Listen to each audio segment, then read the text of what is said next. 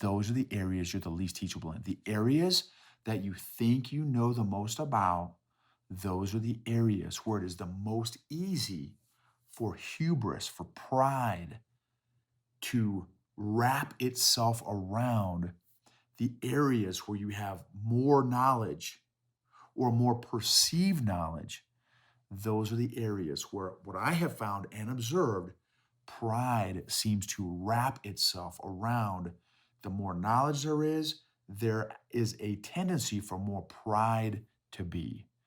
And where there is more, potentially, again, more knowledge, there can be more pride. Where there's more pride, the degree of teachableness drops in indirect correlation to the amount of pride there is. The more pride, the least teachability there is.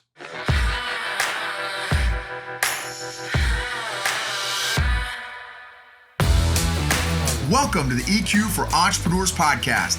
Like most business owners, you already know you need good business and marketing strategies to scale and be profitable. But at some point, you've hit the dreaded wall where you feel stuck and frustrated. EQ for Entrepreneurs is for business owners and leaders who are honest enough to admit that they just might be the ones holding their business back and are brave enough to change that. We're Noble and Kathy, and every week we're having candid conversations about all things emotional intelligence and how growing that has allowed us to get out of our own way and is radically transforming both our businesses and our personal lives. This is the secret sauce strategy for modern entrepreneurs who are tired of hustling without seeing results and want to grow a business and a life that they love.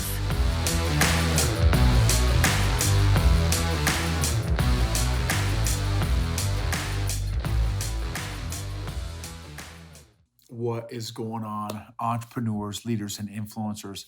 Super excited to share with you about today's topic. I'm super passionate about today's topic. And we're going to be talking about how teachable are you? How teachable are you? Or how coachable are you? And what are the consequences? What's the impact of how teachable you are, the degree to which you are teachable? And, and what are the consequences? So looking at kind of both sides, what are the consequences of not being teachable? What are the consequences of being teachable? So we'll look at that a little bit as well. And I've got my notes here. So if you see me looking down, I'm looking at my notes for those of y'all that are watching on YouTube. And for those of y'all that are listening on the podcast, thank you, both groups, for your participation and your involvement with us in this journey of ultimately getting healthier emotionally. And hopefully you all, like me, are experiencing tremendous change and transformation in every single area of your life. Again, like I am. And I'm not saying that, exaggeratively, if that's even a word. I genuinely want and hope and pray that you all, for those that are taking it seriously and are being intentional with your emotional growth, are experiencing genuine change and transformation in I would love it if it was every area, man, even if it was just a handful of areas of your life. And because honestly, that has been my experience now with 3.5 years into this journey. And for those of you that are serious, maybe you're jumping in right now at this particular episode, I would really encourage you to take the time to go back to some of our previous episodes. Go back, man, even the beginning, and schedule some time out each day or every other day, some sort of consistency to follow along in our journey, because that's kind of what makes us different in this space of emotional health and emotional intelligence. Is we're not conceptual. This is not, theoretical. It's again, because we have a background in business and entrepreneurship and leadership, it's got to be, there has to be that practical, applicable component to emotional health and emotional intelligence. That's the whole reason that we started this podcast, is because of the transformation that I was experiencing in my life after a lifetime of being emotionally immature and emotionally unhealthy and emotionally clueless, quite frankly. So after seeing and after being intentional at working on emotional health and emotional intelligence and emotional healing, my life started to transform in real, tangible, practical ways. My marriage was improving. My parenting was improving. My finances were improving. Our businesses were improving. My health was improving. So many different areas where I was actually getting traction in areas of my life that I had stalled in for years. And man, not even just stalled. There are areas of my life where I was completely off base. One of the books, great books that I'm going through, Emotionally Healthy Spirituality, the tagline is, it is impossible to be spiritually mature while remaining emotionally immature. That is the story in regards to my spiritual life. That is a story of my spiritual life for 98% of my life. Here I thought I had this, oh man, this growing deep relationship with the Lord. Man, I was clueless because I've been emotionally immature for most of my life. That's just one example. My marriage. Are you kidding me? I don't know how my wife stayed with me for decades of emotional immaturity. And so our finances hit a serious plateau because I was constantly self-sabotage because of my insecurities and my low self-image and my self-condemnation and self-hatred and all these things. My self-sabotage would kick in. The more successful that we got, the more money we would make, the more impact that we had, the more I would self-sabotage and self-sabotage. I wasn't worthy of success. I didn't deserve success.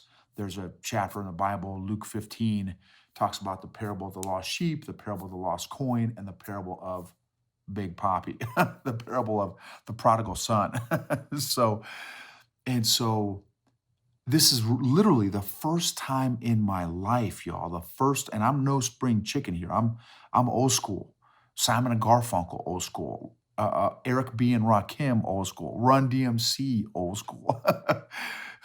Some of y'all may not have ever even heard of some of those bands or groups. This is the first time in my life I have ever been in a position emotionally to genuinely and sincerely be open to and receive God's blessings in my life.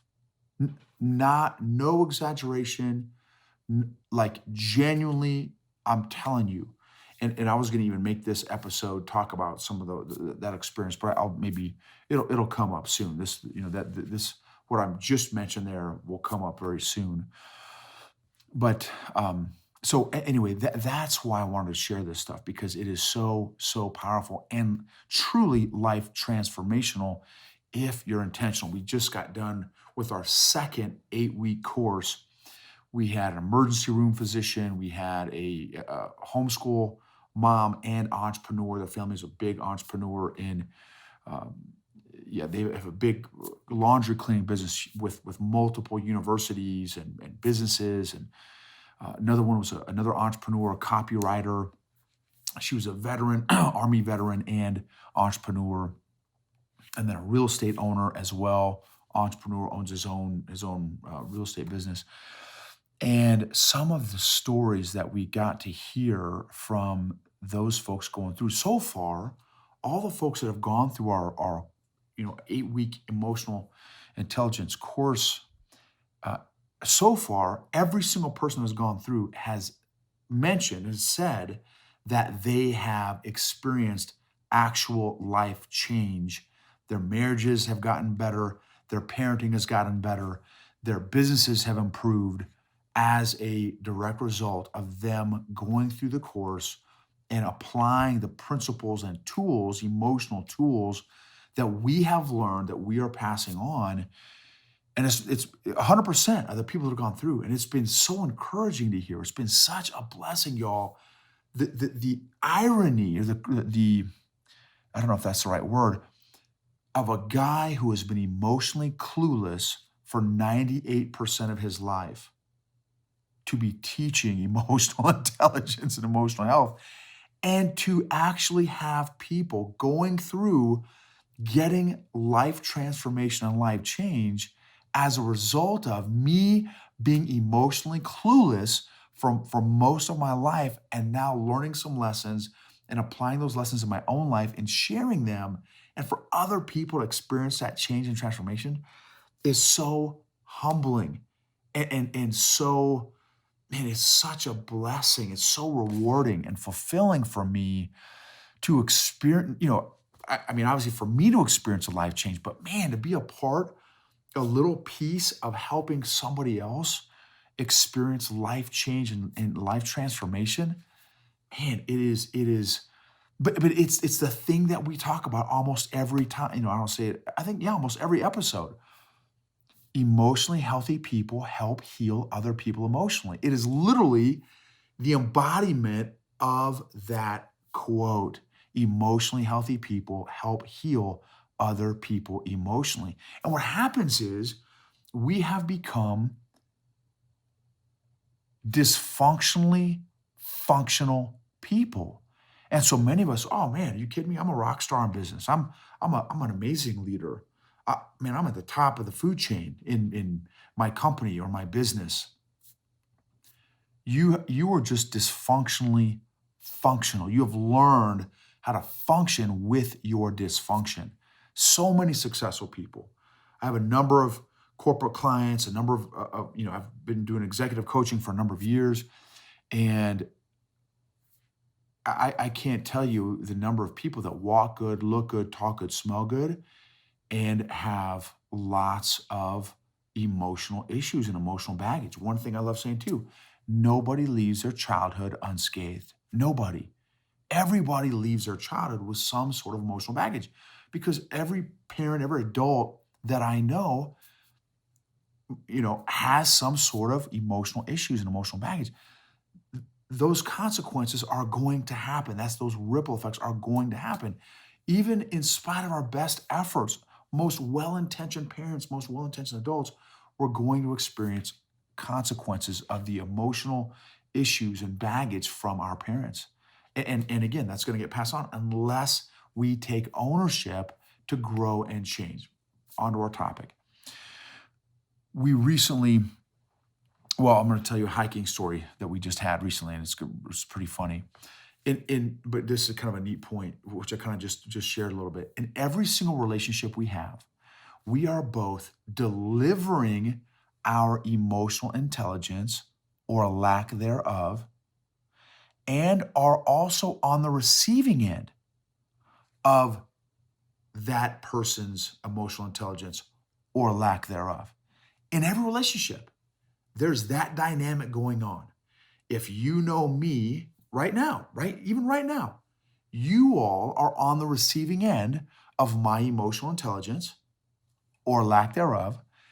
And for those that I am in a relationship with, friends, family, acquaintances, coworkers, clients, customers, colleagues, business partners, I am on the receiving end of all of their emotional intelligence or lack thereof.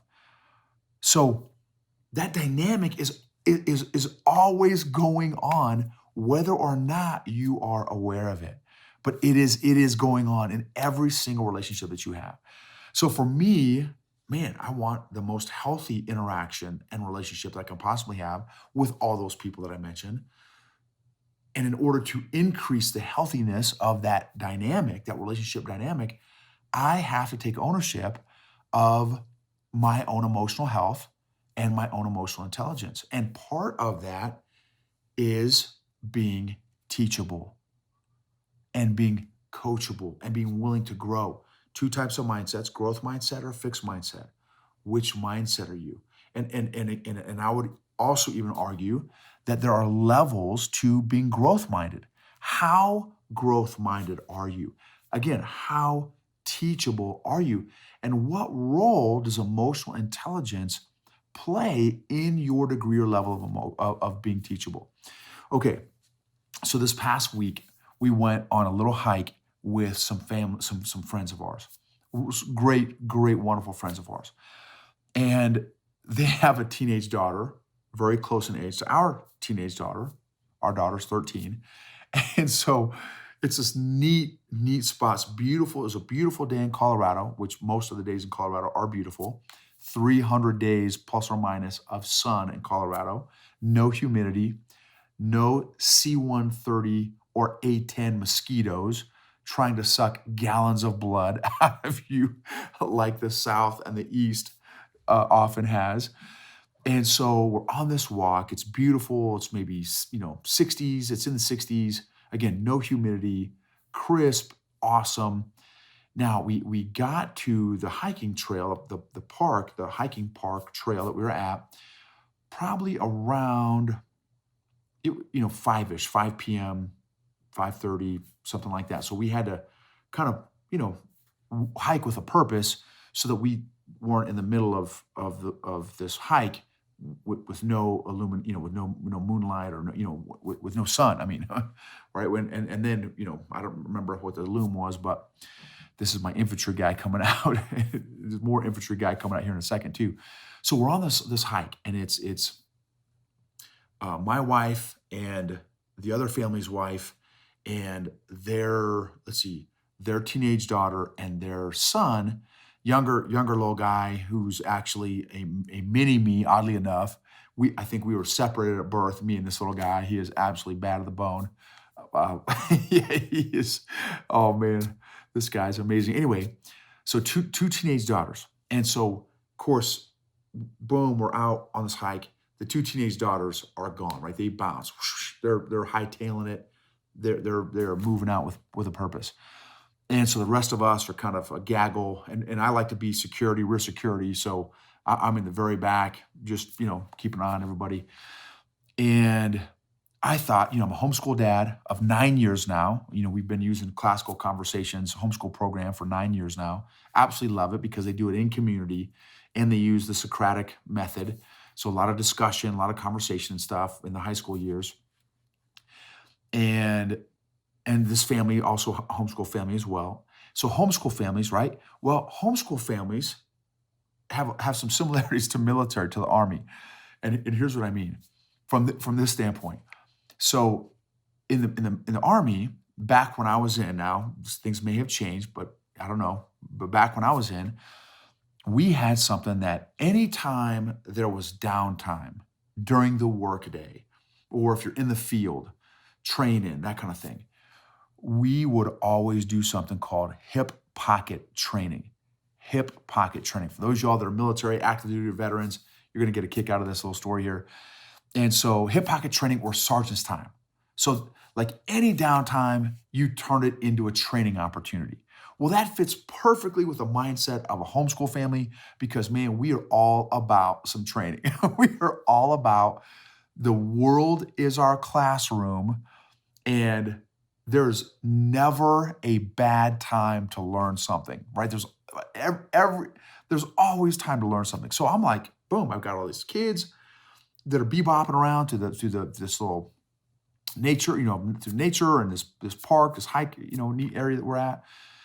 I'm like, and my infantry guy kicked in, my ranger kicked in. I'm an old school, went to Ranger school back in 97, y'all, in the winter. Started January of 97. It was freezing, for those who don't habla. And when I went to Ranger school. And so anyway, so we're out, we're bebopping around. I'm like, man, let me grab these kids up. We just walked through some neat terrain features. We walked through this big draw. We're coming up on this finger, and in this draw and coming up and heading up, alongside this ridge line, and awesome, right? Oh, it's great terrain features, man. My Ranger's kicking in, my patrol is kicking in, and my infantry's kicking in. And so, boom, we've been walking for maybe 20 minutes, 30 minutes. I'm like, all right, kids, let's gather around. I had just downloaded this trail I have an app called All Trails. And boom, this app shows you every park in the country and their corresponding trails, if there are trails in the parks. So boom, I pulled up the particular trail that we're on, and it pulls up like the old school maps, the actual old school paper maps, with grid squares and the terrain features and on all this, right? And so pulls that kind of map up on my phone. And so I said, all right, kids, gather around. And so boom. So it's the two teens and this little guy, meaning me, right? Who's again, we were separated at birth. And I asked the teenagers, I said, all right, you guys know how to read a map? Almost as the words left my mouth, the two teenage girls, yeah, of course we know how to read a map, right? With the head bob and the eye roll, yeah, of course we know how to read a map. So I said, oh, wow. I was shocked. I was like, all right, cool. That's great. So here's the map. Show me where the draws are. Show me where the fingers are. Show me where it's steeper and where it's not as steep on the map. Since you guys know how to read maps, so pick up your pine needles, right? That's the infantryman's pointer is a pine needle. So boom, all kinds of pine needles on the ground. They picked up a pine needle. I said, okay, go ahead and show me identify the various terrain features on this map. They both look at each other. Oh, well, it's been a little while. I'm like, okay, clowns, check this out. Let me show you how to read a stinking map. Since evidently, it's so funny, right? The teen, for those of you who have teens, you know what I'm talking about. It's funny. So I'm like, okay, guys, check this out. Let me tell you where, okay, we just came up, we were in this draw. We just came up this finger, we're heading up on the ridge line here. And so what was funny is, and I share that story to talk about sometimes how unteachable we are.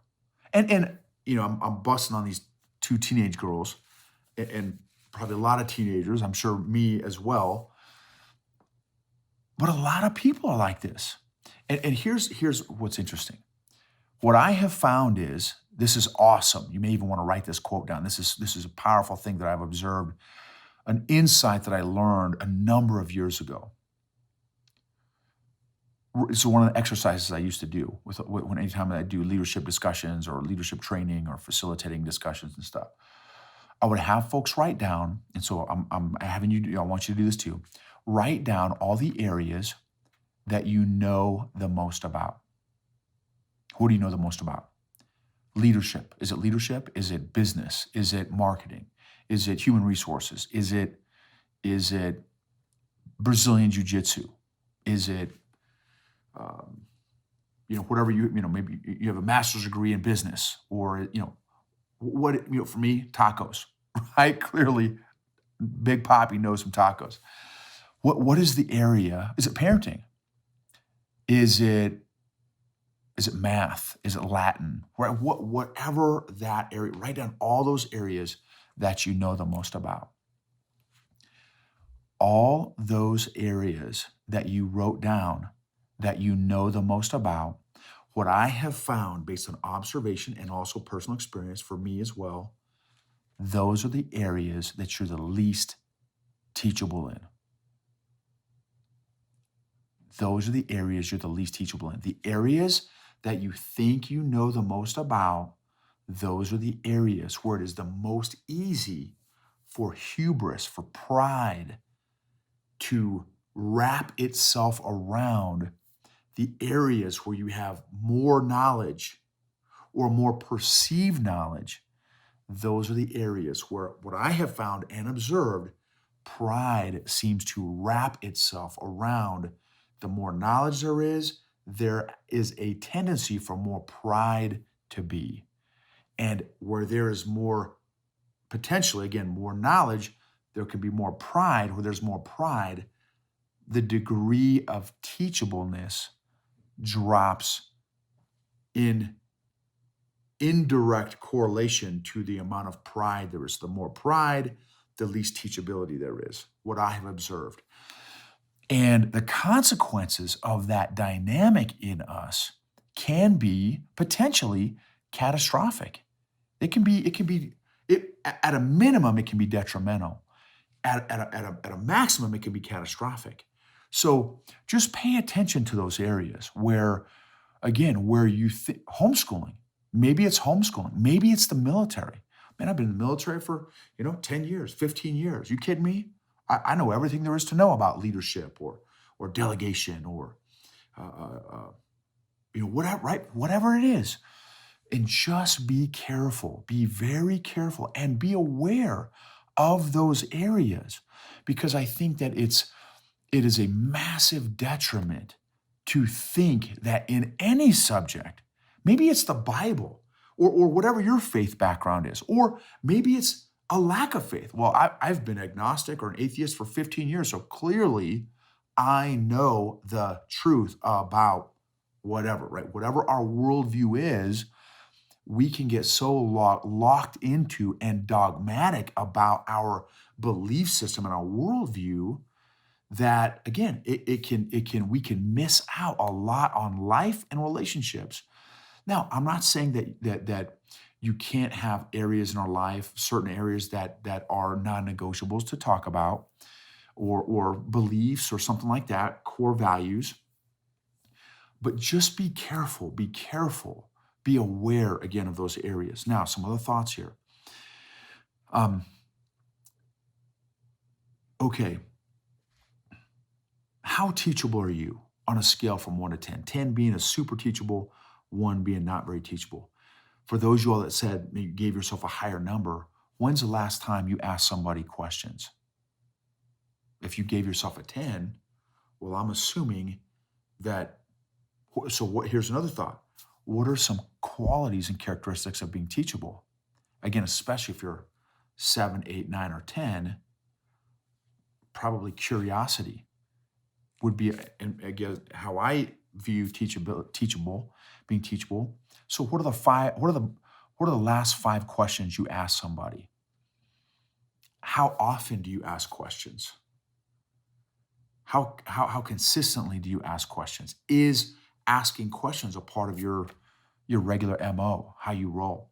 So what are some things that impacts one's teachability? Maturity, pride, hubris, humility, curiosity, values, emotional intelligence, which I feel directly impacts emotional agility.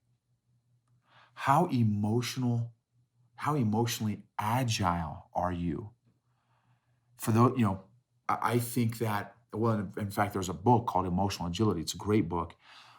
And emotional agility and emotional intelligence are some of the most important and critical skills to have as we move forward in the time that we live in right now. As fast as technology is going, artificial intelligence is not coming, it is here. It's been here. Artificial intelligence has been here for a number of years, right? Artificial intelligence and advancements in technology. And how about the uncertainty and the instability with the world, all that's going on, COVID and, the different, there's so many things going on right now. Being teachable and being emotionally agile are critical, in my opinion, critical to success in life, to happiness in life, to surviving in life. And also for those of you all that are entrepreneurs, man, are you kidding me? That is huge to being successful as an entrepreneur is agility, emotional agility, leadership agility. And again, part of that, a cousin to that is being teachable. So another part of that is taking ownership. How much ownership do you have of your learning, of your growth, of your development. So again, some other things to think about. We talked about it earlier on. What are the consequences and benefits of being teachable, of being emotionally agile? I'm not going to take time to work through some of that stuff, but I would recommend as homework, think through some of that stuff. What are the consequences and or limitations and hindrances of not being teachable, of not being emotionally agile? All right, so just some thoughts, some things to chew on. And I think it's important to explore more deeply those last couple questions, the consequences and benefits of being teachable and emotionally agile, or not being teachable and not being emotionally agile. How is it playing in your life right now? Where have you, there's so many questions. And again, you guys know I love asking questions. Where has being teachable benefited you in your life? Where's it played out? Where have you seen it play out in your life? Where maybe you've been curious, intellectually curious, emotionally curious, and that teachability has served you well. Where has a lack of teachability or a lack of curiosity or a lack of asking questions has hindered you or hurt you? Man, if you had just asked a question, or if you had just asked more questions, or if you had just been more intentional at asking questions, that it would have reduced the amount of time of your learning. It would have reduced the amount of time of failures or the iterations of failures. Maybe it would have allowed you to maximize the situation better. You would have been more effective in that leadership situation if you had just asked more questions, or if you had just asked better questions, or if you had asked more intentional questions. All of that is a part of being teachable. And all of that, I feel, is a part of and an aspect of being emotionally intelligent and being emotionally healthy. Here's an actual aspect of emotional intelligence with, again, some of y'all know that I'm a certified emotional intelligence practitioner that has given me access to a scientific assessment. It is absolutely fascinating. One of the aspects of emotional intelligence is called self-actualization. And for me, the first time I heard it, I'm like, what does that even mean? What does self-actualization even mean? Here is how they have defined self-actualization: your ability and tendency to want to grow, stretch, and strive, to see your potential, set meaningful goals, and work towards your betterment and fulfillment. Your ability and tendency to want to grow, stretch, and strive. Where do you fit on a scale from 1 to 10 in that definition of self-actualization? Some things that are rooted in self-actualization: aspiration, ambition, passion, yearning and longing, drive, are all aspects rooted in self-actualization, which again impacts, I would also say, teachability, right? Yearning and learning, I would also throw in there. So how do you fit? How do you know? Anyway, so those are just some things to think about. For those of you all that are ready, that you feel you're ready to take your emotional health and emotional intelligence to the next level, check out our 8-week course on emotional intelligence at eqforentrepreneurs.com/EQA. And that stands for EQ Accelerator course, EQ Accelerator, so EQA. So eqforentrepreneurs.com/EQA.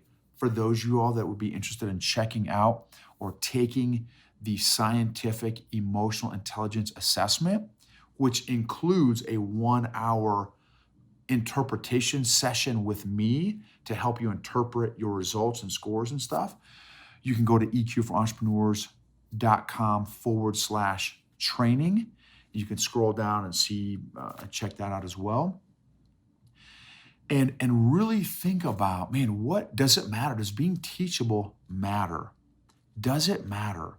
How does it matter? Why does being teachable matter? Why does emotional agility matter? How can you become more intentional at being teachable, at being emotionally agile? And I will tell you again, one of the probably, I've never written it down. Well, I've written some down. I've probably written down 50 or 60 different areas that I have changed in. So not quite 100. But one of them is I know that my emotional agility has improved tremendously as a result of my 3.5 year intentional growth in the area of my emotional health and my emotional intelligence. So thank you guys for rating, reviewing, subscribing, sharing, the different episodes that may have impacted you. There's so many people that are hurting emotionally. Please, if you find an episode that has really impacted you, share it with a friend. Again, thank you for rating and reviewing our podcast and for sharing your stories too. When you've emailed us at info@eqforentrepreneurs.com and you share some of your growth stories, that kind of thing, it is so inspiring and it just encourages us to continue to put out hopefully relevant and helpful content that will be a little piece of your emotional growth journey. Again, if you're interested in our course, we have a course coming up very, very soon within the next couple weeks. Again, check out eqforentrepreneurs.com/EQA. Remember, emotionally healthy people help heal other people emotionally.